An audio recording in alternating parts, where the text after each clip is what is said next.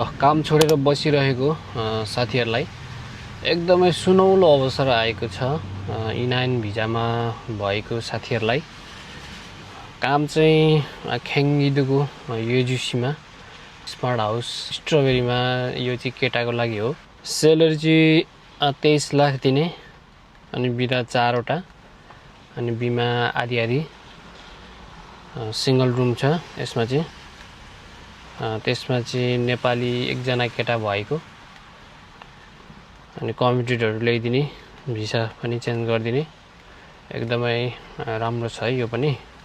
अर्को चाहिँ अब E7 फुवार बनाउने खालको कम्पनी हो यो चाहिँ।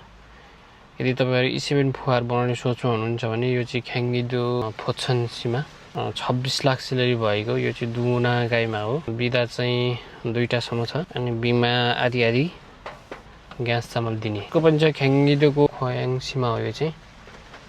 यो चाहिँ फुल कम्पनी हो। केटा एकजना चाहिएको अनि बिदा चाहिँ 4वटा बिमा आदि आदि एकदमै राम्रो छ यो पनि। यदि तपाईहरु जान चाहनुहुन्छ भने चाँडो भन्दा चाँडो मलाई चाहिँ फेसबुकमा मेसेज गर्नु होला। यदि साथीहरु टिकटकमा चाहिँ मेसेज नगर्नु होला। टिकटकमा एकदमै धेरै मेसेज भएकोले अलि हेर्नु गाह्रो हुन्छ। त्यही भएर तपाईले मलाई फेसबुकमा फलो गरेर मेसेज गर्नु होला। र साथीहरु यो भिडियोलाई सक्दो शेयर गरेर काम छोडेर बसेको साथीहरुलाई पुर्याउनु होला।